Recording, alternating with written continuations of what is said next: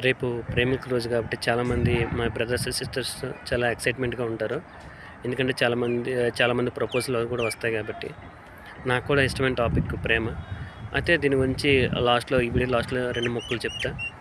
అయితే నిజమైన ప్రేమ అంటే ఏంటి? నిజంగా అది మనలో ఉందా? అయితే ప్రేమ అంటే ఏంటి?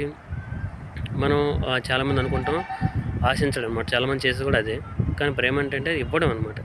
అది మనకెలా తెలుస్తుందంటే ఆ నేచర్‌ని చూడడం వల్ల మన జంతువుల నుంచి గానీ, పక్షుల నుంచి గానీ, ఏవి చూసినా అవి మనకిస్తాయి గానీ, మన నుంచి ఏమి ఆశించవనమాట. సో, పేరెంట్స్ అయినా, అంటే మన బెస్ట్ ఫ్రెండ్స్ అయినా, కొంతమంది గుడ్ పీపుల్ అయినా అందరూ ఇస్తారు.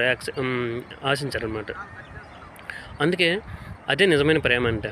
అదే నిజమైన ప్రేమ. అయితే మనలో అందరిలో చాలా మందిలో అది ఉంటదో, ఉండదో అని చూద్దాం. చాలా మందిలో అది ఉంటదో లేదో చూద్దామనమాట. ఖచ్చితంగా అందరిలో ఉంటది. అంటే సహజమైన స్థితి అది. అందరిలో ఉంటది. కాకపోతే దాన్ని ఏంటంటే లిమిటెడ్ చేశారనమాట. దాన్ని తక్కువ పరిమితం చేశారనమాట. సో, ప్రేమ అంటే సహజంగా అందరిలోనూ అది అన్‌లిమిటెడ్ అనమాట. అన్‌కండిషనల్ అండ్ అన్‌లిమిటెడ్ అనమాట. అయితే దాన్ని మనం మన ఫ్రెండ్స్ వల్ల, మన ఫ్యామిలీ వల్ల అందరూ మనం చేసాం. కానీ అందుకే అది మనలో సహజంగా ఉంది. అది అనంతమైనదని గుర్తించినప్పుడు నిజంగా అది నిజమైన ప్రేమ అంటే అనమాట. సో, అది అందరికీ చూపించడం వల్ల అప్పుడు మనకు అర్థమవుతుంది. ఓకే. ఇది నిజమైన ప్రేమ అంటే ఏంటి?